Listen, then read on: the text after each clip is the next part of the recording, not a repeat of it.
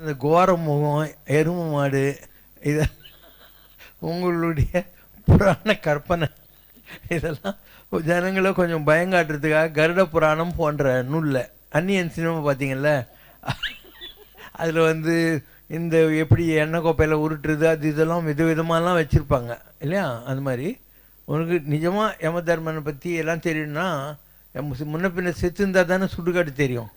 அந்த மாதிரி ஒரு ஆள் இருந்தார். அவர் வந்து ஒரு புக் எழுதியிருக்கார். பெரிய மகான் கணேஷ்புரி நித்யானந்த பாபான்னு பேர். அவருடைய சிஷ்யர் முக்தானந்தா. அவர் வந்து சிசக்தி விலாசம்னு ஒரு புக் எழுதியிருக்கார்.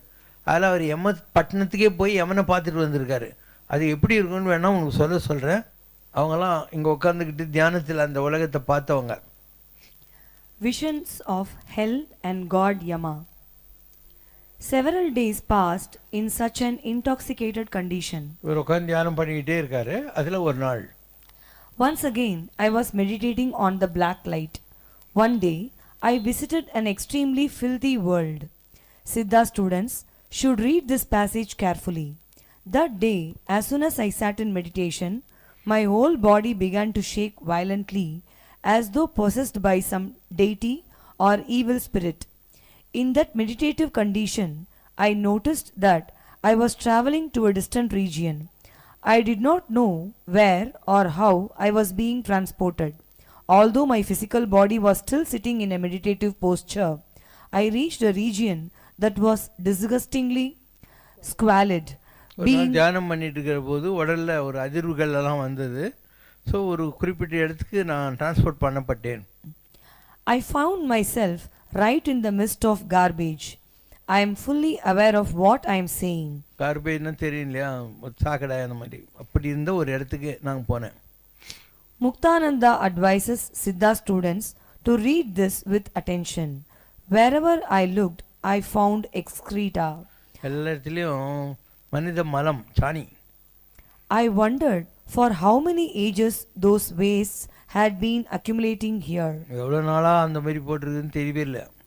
Just as I see hills all around while standing on any point in Mahabaleshwar, even so there I espied excrement in all directions.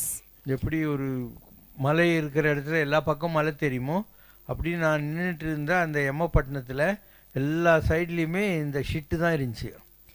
As I moved some distance, my feet began to sink into the mire. A revolting stench was issuing from all around, making me nauseous and affecting my head.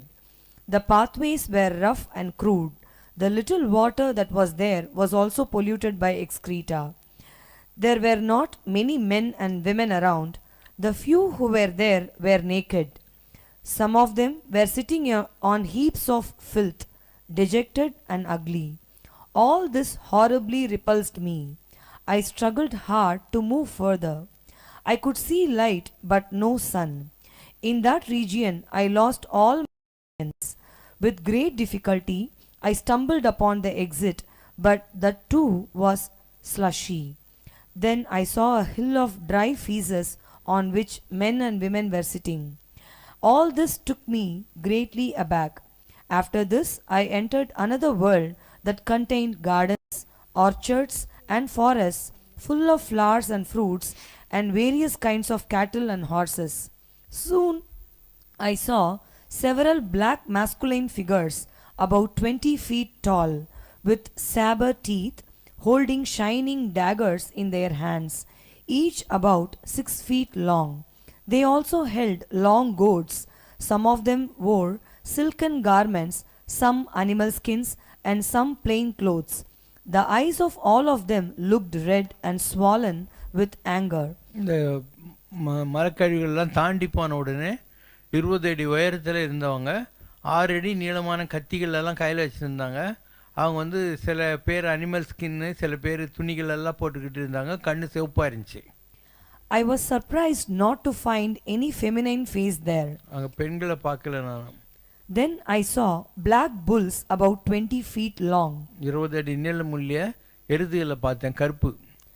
After that I came upon an enchanting lake around which fascinating birds were wobbling. A beautiful river was flowing nearby. There was a brilliant light all around. Whether of our sun or some other star, I did not know. I beheld a black complexioned god in the midst of that radiance. அங்கே ஒரு அழகான நதி இருந்தது. அந்த நதிக்கிட்ட கருப்பு கலரில் இருந்த ஒரு கடவுளை பார்த்தேன்.